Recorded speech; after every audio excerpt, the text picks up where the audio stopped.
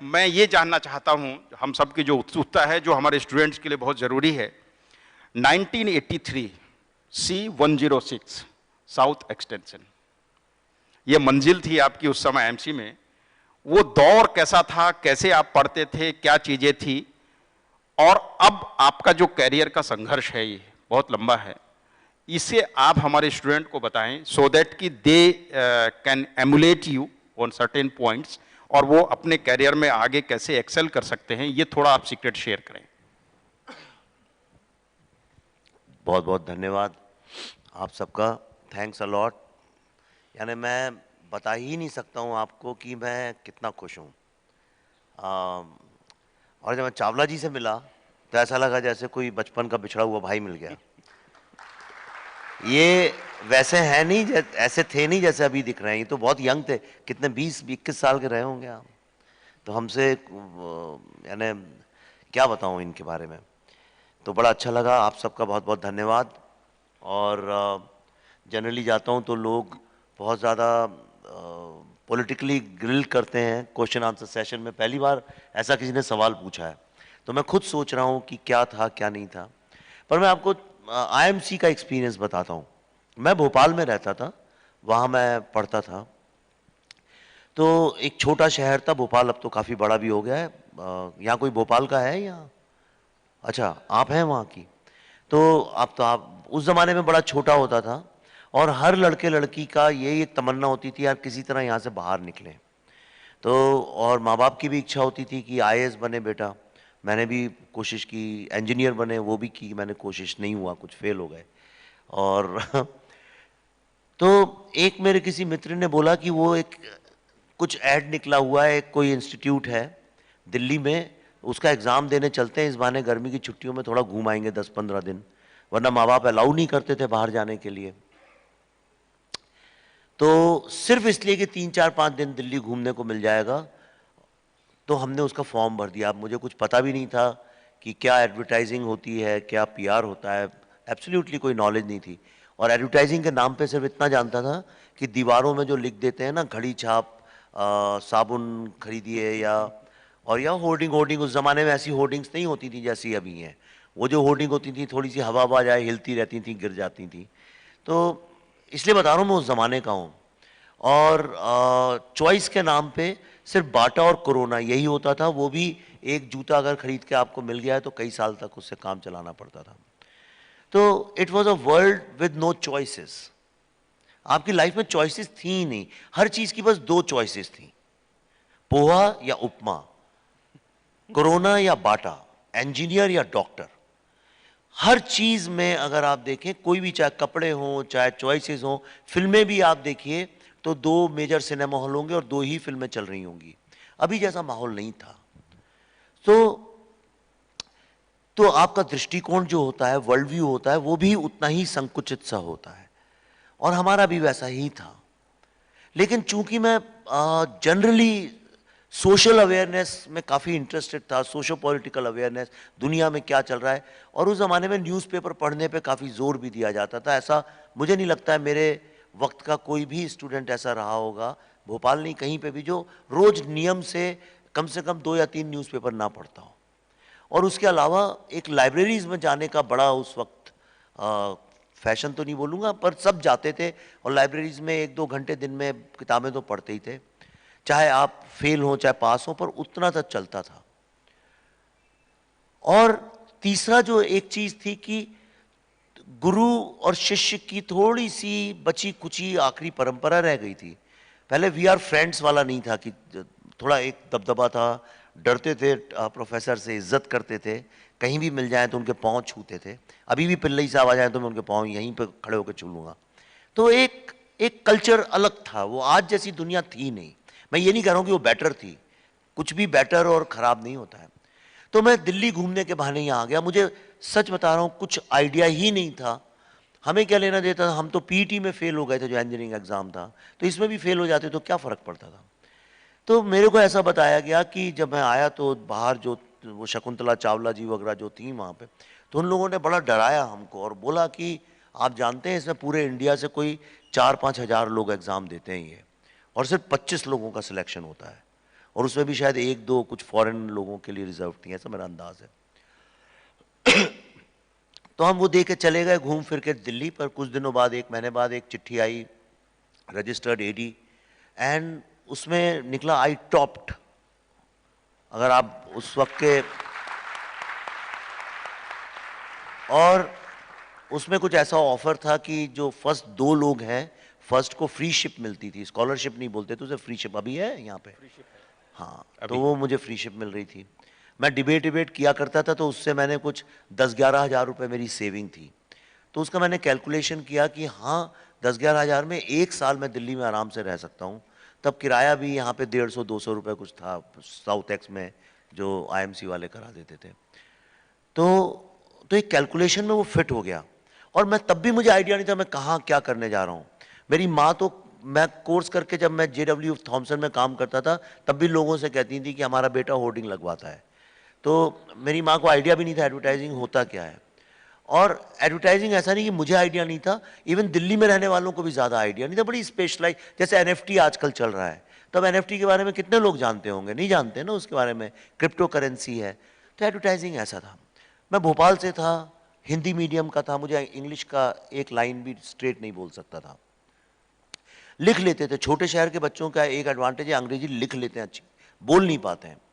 तो जैसे आप, तो जब मैं यहाँ आया पढ़ने, मैं बता सकता हूँ ना आराम से, जरा इनको भी मजा आएगा। Sufficient time. तो अब मुझे भी, मैं आपके लिए टाइम निकाल के आया हूँ। जी तो बिल्कुल। तो तो तो जब मैं आया तो 21 लड़कियां थी, 4 लड़के थे। और उनमें से एक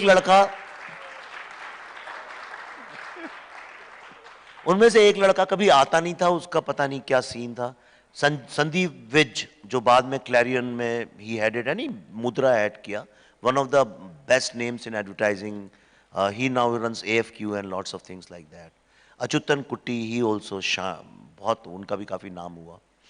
राजीव चावला, जो आते नहीं थे, वो अब एक बहुत बड़े इंडस्ट्रियलिस्ट हैं फरीदाबाद में, उनकी बहुत बड़ी बड़ी फैक्ट्रीज हैं। और एक मैं था। और जितनी भी लड़कियां थीं, कोई बेंगलोर से थी, कोई दिल्ली से, कोई बम्बई से, और सब बहुत अच्छे एम्बेसडर वगैरह की भी बेटियां थीं कुछ। और सब लोग इंग्लिश में ही बात करते थे। और मैं भी बहुत अच्छी इंग्लिश बोलता हूँ, अब चाहे तो मैं बोल सकता हूँ। तो सब इंग्लिश में बोलते थे। तो आप ये सोचिए कि अगर आप एक छोटे शहर से आए हैं, और तब जीन्स भी नहीं थी मेरे पास, क्योंकि वहाँ पे माँ बाप सोचते थे कि जीन्स तो अलग तरह के बच्चे पहनते हैं, नया नया चलन था जीन्स का भी। तो मैं जब यहाँ पे आया तो सब इंग्लिश बोलते थे, एक माहौल ही अलग था, पढ़ाने लिखाने का तरीका अलग था। कभी भी आप प्रिंसिपल उसके पिल्लई साहब के रूम में जा सकते थे, जब मन है, जब उनका मन है आ सकते थे, उनके साथ खाना खा सकते। एक बहुत ही प्रोफेशनल टाइप का माहौल था।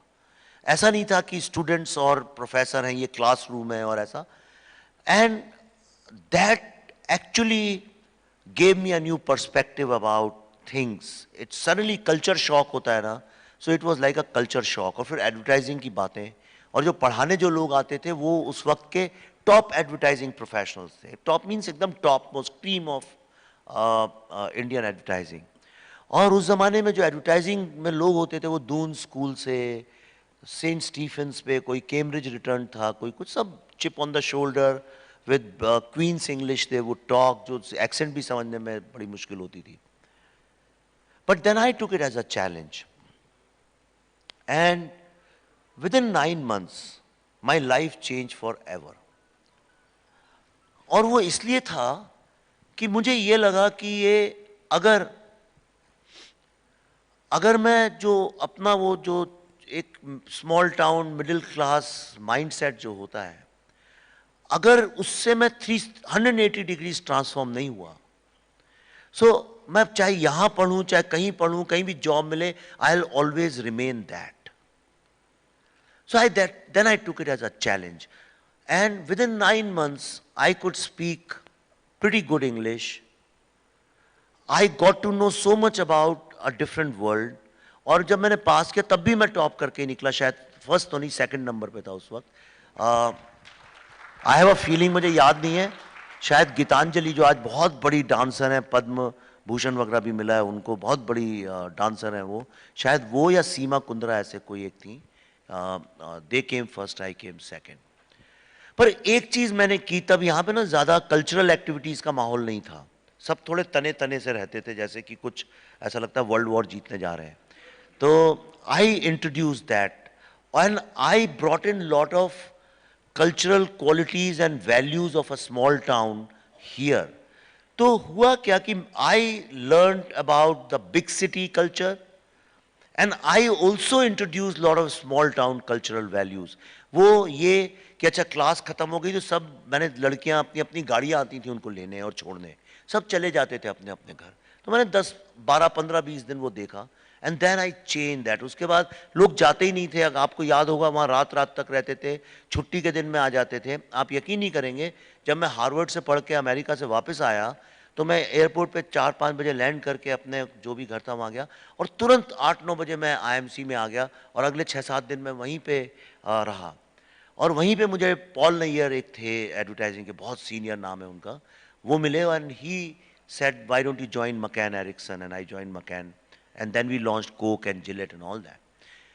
तो मैं आपसे ये कहना चाह रहा हूँ, कई बार क्या होता है कि लाइफ में हम अपने ही माइंडसेट के कारण रिस्ट्रिक्टेड फील करते हैं। हमको लगता है अरे यार उनके पास ज़्यादा है, हमारे पास कम है, वो ज़्यादा नॉलेजेबल है, हम कम नॉलेजेबल हैं, जबकि ऐसा कुछ है नहीं कोई भी। और आज तो मैं दावे के साथ कह सकता हूँ, क्योंकि मैं वर्ल्ड की टॉप यूनिवर्सिटीज़ में पढ़ाता भी हूँ इसके बारे में, और मैंने खुद जीवन में अनुभव किया और मेरी एक्सपीरियंस से मैं आपको बता रहा हूं, कोई भी किसी से ज्यादा बेटर नहीं होता है। हर आदमी, हर लड़की या लड़का इस दुनिया में, एक भगवान हम सबको एक स्पेशल टैलेंट गिफ्ट करता है। ऐसा कोई भी नहीं है जिसके पास एक, जैसे आपका सिग्नेचर एक्सक्लूसिव है, किसी और जैसा नहीं हो सकता, आपकी आवाज, आपकी शक्ल किसी और की नहीं हो सकती, इसी तरह से आपके पास एक ना एक ऐसी प्रतिभा होगी ही। और प्रतिभा का मतलब गाना गाना, डांस करना नहीं होता है। यह आपका दृष्टिकोण है, दुनिया को देखने का एक ऐसा पर्सपेक्टिव, एक ऐसा नजरिया भगवान ने आपको गिफ्ट किया है, उस नजरिए से सिर्फ आप ही दुनिया को देख सकते हैं।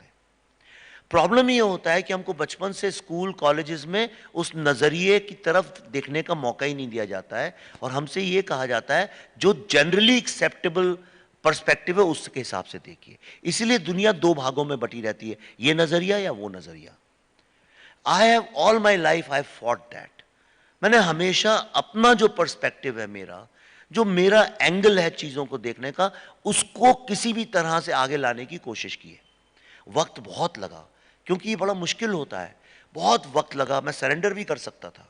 मैंने एडवर्टाइजिंग ज्वाइन की, फिर एडवर्टाइजिंग छोड़ के एड फिल्म्स बनानी शुरू की, फिर एड फिल्म्स छोड़ के टेलीविज़न करने लगा, टेलीविज़न छोड़ के कमर्शियल फिल्म्स करने लगा, फिर मैंने कमर्शियल फिल्म्स क्या फीचर फिल्म से ही छोड़ दिया। Then I started teaching management in IIM and Indian School of Business and all that. फिर मैंने वो छोड़ा, कुछ साल एक्टिविज्म किया, 4-5 साल, फिर वो छोड़ के then I started making totally different kind of cinema, and now the results are here in front of you. So always believe in your unique perspective and always express yourself. हमारे साथ problem ये है कि आपको school colleges में सब जगह, even यहाँ भी, आपको ट्रेन किया जाता है आपके माइंड को टू इम्प्रेस अदर्स, और वहीं पे फेलियर लिखा होता है। Never try to impress anyone, always express yourself. और ये मैंने IMC में सीखा, thanks to professor Pillai. He was a very strict person, पर उन्होंने मार मार के हमको ये बोला, the copy you write has to be your copy, so express yourself, never impress anyone. That is the lesson I have learn from here. Thank you. Never impress anyone, impress yourself. Good. Sir, ये एक सवाल अभी भी हम सबके मन में है कि you have been an student of advertising and public relations, then you shifted to TV, then cinema, teaching profession also. Advertising से दूसरे प्रोफेशन में शिफ्ट करने का क्यों ख्याल आया? वही, मैं शायद अपनी आवाज़ ढूंढ रहा था, अपनी पहचान ढूंढ रहा था कि मैं क्या है। होता क्या है कि आप देखिए, इस दुनिया के साथ प्रॉब्लम ये है, it's a mixed up world.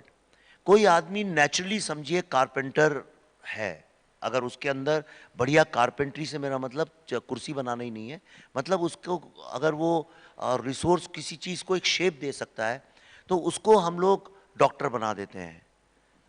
कोई अगर पैदा डॉक्टर होने के लिए हुआ है तो उसको प्रोफेसर बना देते हैं। ये पूरा मिक्स्ड अप वर्ल्ड है और इसीलिए आप देखिए दुनिया में आपको ज़्यादातर, मैं तो कहूँगा 9 आउट ऑफ 10 लोग ऐसे ही मिलेंगे जिनके दिमाग में 30, 40, 50 साल की उम्र में यही ख्याल रहता है, नहीं यार मैं कुछ और कर सकता हूँ क्या, मुझे कुछ और करना चाहिए। लेकिन चूंकि हमको एक फॉर्मल एजुकेशन सिस्टम से गुजरना पड़ता है, इसलिए हमें ऐसा लगने लगता है कि जो एजुकेशन हमको मिला, जो डिग्री है, वही हमारी पहचान है। आप किसी से भी पूछिए, चलिए मैं आपको एक एक्सरसाइज देता हूँ, आप किसी से भी पूछिएगा लोगों से कि अच्छा कोई नाम बताता है, अच्छा आप क्या, तो कहेगा जी मैं इंजीनियर हूँ, कोई बोलेगा मैं यहाँ का डेप्यूटी डायरेक्टर हूँ। लोग अपनी पहचान वही मानने लगते हैं जो उनके पास डिग्री होती है, जो उनका जॉब होता है। आपके कहेगा मैं पायलट हूँ, no, pilot, being a pilot is just part of your life, that is not you. वो आपकी पहचान नहीं है, वो आप खाना खाने के लिए, रोटी कमाने के लिए वो एक जॉब कर रहे हैं, पर आप वो नहीं हैं। और इसीलिए मैं एडवर्टाइजिंग कर रहा था तो मुझे ऐसा लगा कि मैं क्रिएटिविटी करना चाहता था। आई थॉट कि एडवर्टाइजिंग क्रिएटिव जॉब है, बट देन आई रियलाइज कि नहीं, ये तो स्पेसिफिकेशन ओरिएंटेड है। और अगर कोई ये सोचता है कि एडवर्टाइजिंग बहुत क्रिएटिव जॉब है तो ये गलत फहमी है, क्योंकि वहाँ पे आपको स्पेसिफिकेशंस दिए जाते हैं, जैसे आप एक मशीन बनाते हैं उसी तरह से स्पेसिफिकेशंस हैं, and you have to deliver within that specifications. Creativity तो हर जगह होती है, ऐसी कोई रोटी बनाई है उसमें भी क्रिएटिविटी है, but then that's not what I was seeking in life. तो फिर मैंने एड फिल्म बनाने में एक्सपेरिमेंटेशन किया, मैंने टेलीविजन के साथ एक्सपेरिमेंट किया, and I realized कि I cannot be limited to only one thing, and I expanded myself, and today I am one of the best selling authors. I have just made one of the biggest historical blockbusters of all times. मैं ये अपनी तारीफ में नहीं कह रहा हूँ, पर मैं ये कह रहा हूँ बहुत टाइम लगा, मैं I am not a 30-year-old young guy, इस बहुत वक्त लगा। और इतने साल सक्सेस, जिसको मैं सक्सेस समझता हूँ, जिसको आप लोग सक्सेस समझते हैं, वो सक्सेस नहीं मिली थी। मैं तो हमेशा से अपने आप को सक्सेसफुल समझता था। मैं तो जिस दिन यहाँ एंट्रेंस एग्जाम में टॉप किया था, मैं उसी दिन सक्सेसफुल हो गया था, तो मेरे को उससे वही सक्सेस थी मेरे लिए। लेकिन जिसको दुनिया सक्सेस मानती है, वो सक्सेस आने में बहुत टाइम लगा, और वो तब आई when I found my own song, अपनी आवाज, अपनी पहचान और अपनी जिंदगी का पर्पस। आखिर आप इस दुनिया में आए क्यों हैं? क्या आप करोड़ों लोगों की तरह से इंजीनियर या डॉक्टर या लॉयर बनने आए हैं, या आपकी लाइफ का कोई पर्पस है? और इस एजुकेशन को उस पर्पस तक पहुंचने के लिए आप कैसे यूज कर सकते हैं? तो इसलिए कि मैंने एड एंड पीआर का कोर्स किया था, इसका मतलब ये नहीं था कि मैं एडवर्टाइजिंग प्रोफेशनल ही था। आई यूज्ड, आज जो कुछ भी मैं हूं, मैं जो भी करता हूं, आप मेरी फिल्म का एक एक फ्रेम देख लीजिए, आपको कहीं ना कहीं जो ट्रेनिंग मुझे यहां मिली थी वो हर समय मैं यूज करता हूं। कितने सारे जो एक aesthetics, understanding of communication, how to reach people, how to tell your story in a very effective manner, ये सारी ट्रेनिंग मुझे यहां से मिली थी। अगर ये नहीं होता, मैंने आज लिखा भी है सुबह, अगर ये नहीं होता तो आज मैंने जो अचीव किया मैं कर ही नहीं सकता था वो। तो thanks to IMC, it gave me something which I treasure, which I value, and this is like, अगर आपकी जिंदगी के 2-3 पिलर्स होते हैं जिस पे सक्सेस होती है, then this is one of the most important pillars I have. Thank you sir. आपकी जो पिछली 2-3 मूवीज हैं, बुधाई इन ट्रैफिक जैम, फिर अभी the Kashmir file, Tashkent files, हो सकता है अगली बार एक नई फाइल और आए। The topics that you have selected for these movies वो बहुत अलग हटकर हैं, जिन पर कोई फिल्म बनाने की हिम्मत नहीं जुटा रहा था। इन टॉपिक्स, ऐसे टॉपिक्स को आपने चूज किया, ये आपके मन में कैसे ख्याल आया कि इन टॉपिक्स को मुझे टेकअप करना चाहिए? No, wonderful.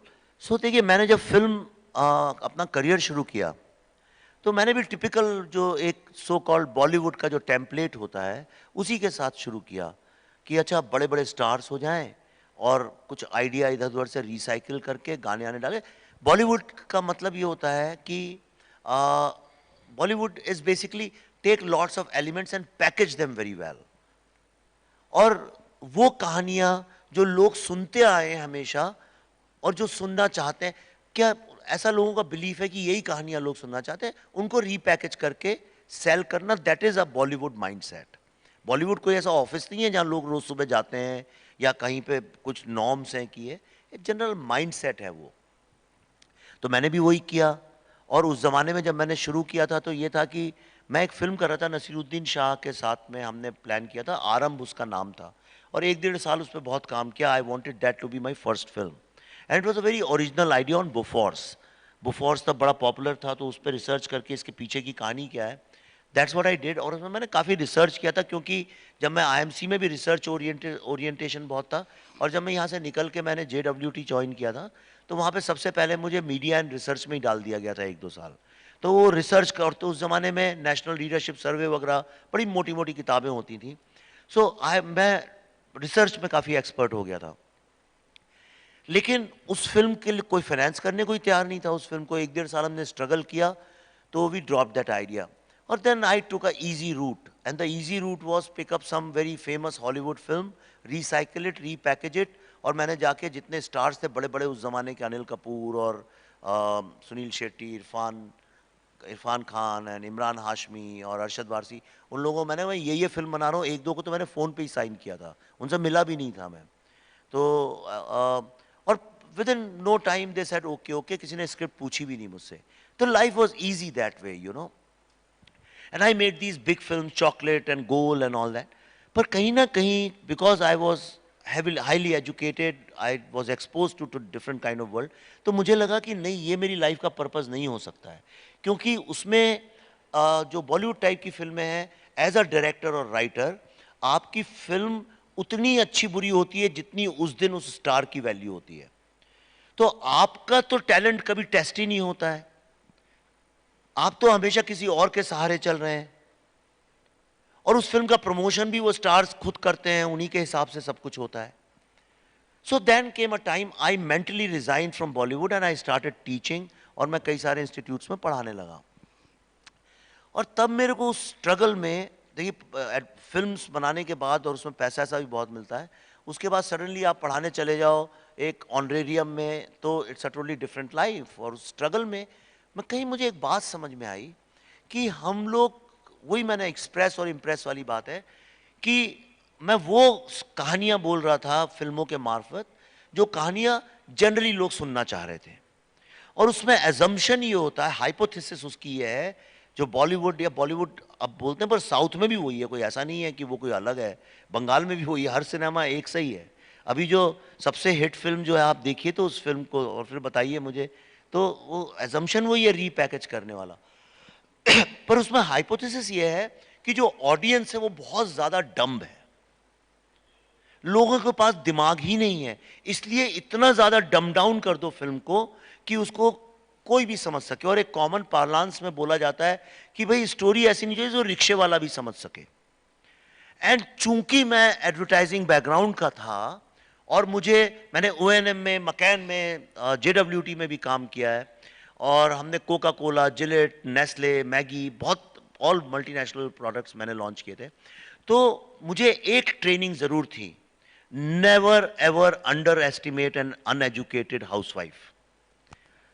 ये मेरे दिमाग में घुसा दिया गया था, क्योंकि सबसे ज्यादा इंटेलिजेंट परचेज जो है वो एक अनएजुकेटेड हाउसवाइफ ही करती है। और चूंकि मैं एक छोटे शहर का था, मिडिल क्लास का था, अब उसे मिडिल क्लास बोलते हैं, उस जमाने में, यानी आज, सॉरी, तब मिडिल क्लास बोलते थे, आज के अगर फाइनेंशियल इंडेक्स से देखें तो लोअर मिडिल क्लास का था। तो मेरे दिमाग में कभी भी ये थॉट ही नहीं था कि रिक्शे वाला डम्ब होता है, या जो छोटे शहर के लोग हैं वो डम्ब होते हैं। ये मेरे दिमाग में था ही नहीं ये thinking, because I had dealt, मुझे तो लगता था ये पान वाले, रिक्शे वाले बड़े स्मार्ट होते हैं, क्योंकि उनसे अगर आप गप्पे मारें तो बड़ी इंटेलिजेंट बातें भी करते हैं, हालांकि वो बड़े जार्गन के साथ नहीं करते, but their perspective about the world is very unique. या छोटे शहर के बहुत सारी मुझे शक्लें दिख रही हैं, तो आप सब समझ रहे हैं मैं जो कहना चाह रहा हूं, राइट? कई बार वो पान वाला, ये जो टीवी डिबेट्स में इंटेलेक्चुअल्स आते हैं, उनसे ज्यादा अकलमंदी की बात करता है। सोसाइटी को लेके जनरली तो टीवी में तो डिवाइड करते हैं सोसाइटी को ना, तो वो सोसाइटी के डिवीजन में भी उसका बड़ा यूनिक पर्सपेक्टिव होता है। मेरे को ये दिमाग में कॉन्सेप्ट ही नहीं था, तो मैंने कहा कि नहीं, ये जो ऑडियंस जिसको हम बोलते हैं, जो रिक्शे वाला जब पैसे दे के आएगा तो वो शायद हमसे भी ज्यादा इंटेलिजेंट है। और एक थिएटर के अंदर एक रेस होती है ऑडियंस और स्टोरी के बीच में। ऑडियंस हमेशा ये प्रिडिक्ट करना चाहती है इसके आगे क्या होने वाला है। और आप देखिए कई सारी फिल्में आप देखते होंगे, मैं गारंटी करता हूं बहुत सारी फिल्मों में आपको ये भी समझ में आ जाता होगा, इसने ये बोला तो अब ये डायलॉग आएगा। होता है कि नहीं ऐसा? आपको ये भी समझ में आ जाता है अब ये सीन में ये हुआ है तो अब ये हीरो या हीरोइन या एक्टर इस तरह का एक्सप्रेशन देगा। So I said I have to destroy that, and I destroyed that. तो मैंने जो पहली फिल्म जिसको मैं विवेक अग्निहोत्री 2.0 बोलता हूं, उसमें जो बुद्धा ट्रैफिक जैम थी वो बहुत इंटेलिजेंट फिल्म थी और बहुत रिसर्च बेस्ड थी और बहुत कॉम्प्लेक्स पॉलिटिक्स के बारे में थी, लेकिन जिसने भी उसको देखा इंस्टेंटली समझ गया उस फिल्म को। ताशकंद फाइल्स फिल्म को 2 साल किसी ने इसलिए नहीं रिलीज होने दिया, कहते हैं ये फिल्म तो कोई देखेगा ही नहीं क्योंकि कोई लाल बहादुर शास्त्री के बारे में यंग लोग जानते नहीं हैं, और दूसरा इस फिल्म में ना गाने हैं ना कुछ एंटरटेनमेंट है, ये तो एक कमरे में 9-10 बुढ़े लोग बैठ के बात कर रहे हैं और वो भी पूरा time dialogue dialogue dialogue, technical issues में बोल रहे हैं, ताशकंद और पीस ट्रीटी और ये और वो पोस्टमार्टम, ये कोई नहीं देखेगा। और इतने डायलॉग एक फिल्म में है, मतलब ये तो डिजास्टर होगी। लेकिन जब वो फिल्म रिलीज हुई तो सबसे ज्यादा उसको यंग लोगों ने ही देखा। 80% टिकट सेल तो यंग लोगों के ही कारण हुआ उसका।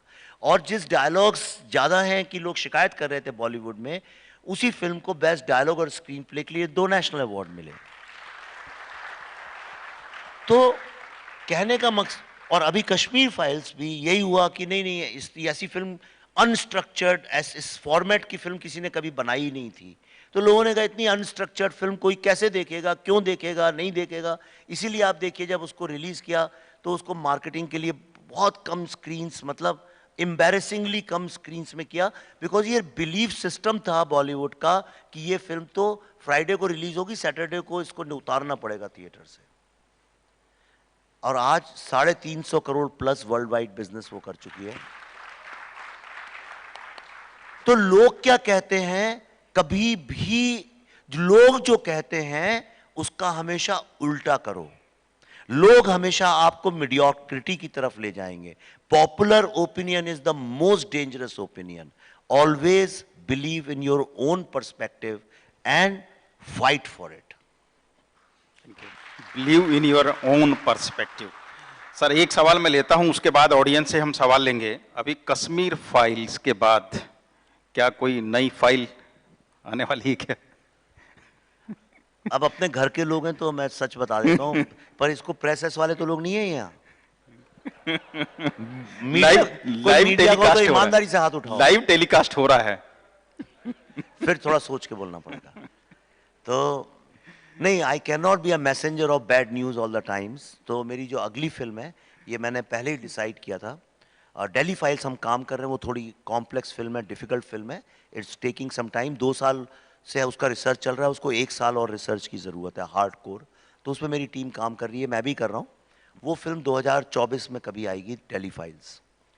लेकिन उसके पहले मैं एक फिल्म बना रहा हूँ, चूँकि कुछ मीडिया वाले हैं, लाइव है इसलिए बताऊँगा नहीं अभी डिटेल में, पर we'll announce it in some time. But that is one film जिसको देख के you will be very proud of India. होता क्या है कि हम लोग हमेशा, जो आज का मॉडर्न मीडिया जो है, टेलीविज़न जो है स्पेशली, वो हमेशा आपको यही बताता रहता है कि क्या गलत है, क्या गलत है, क्या गलत है। और वो उससे क्या होता है कि एक तरह की हीन भावना आ जाती है सोसाइटी में।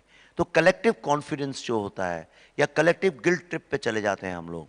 तो हमें ऐसा लगता है कि हम में कुछ कमी है, हम में कुछ कमी है। लेकिन मैंने सारी दुनिया देखी और मैंने कुछ दुनिया में बचा नहीं है जहाँ मैंने ट्रैवल नहीं किया। और ट्रैवल मैं टूरिस्ट की तरह नहीं करता हूँ। I live in their culture, I interact with them all the times. और मैंने ये देखा है कि इंडियन सोसाइटी का जो रेजिलियंस है, जो इंडियन सोसाइटी का जो एक इनोवेशन है जिसको हम जुगाड़ बोलते हैं, and to achieve things with minimal possible resources है, ये जो क्वालिटी है सेक्रीफाइस की जो क्वालिटी है, जो त्याग और तपस्या की क्वालिटी है, तपस्या से मतलब रिलीजियस तपस्या नहीं, तपस्या मतलब अपने आप को किसी चीज में पूरी तरह से डाल देना, झंझकोर देना और एंड तक, रिजल्ट तक पहुंचना, वो जो क्वालिटी है, वो ऐसी क्वालिटी वर्ल्ड की किसी और सोसाइटी में नहीं है। और so I am making, my next film will be on this, one of the greatest achievements of humanity ever. And अफसोस की बात यह है कि जिस विषय पे मैं फिल्म बना रहा हूँ उसके बारे में इंडियंस को ही नहीं पता है। So I am making a film on that which will release sometime early 2023. हम उसकी इंतजार करेंगे।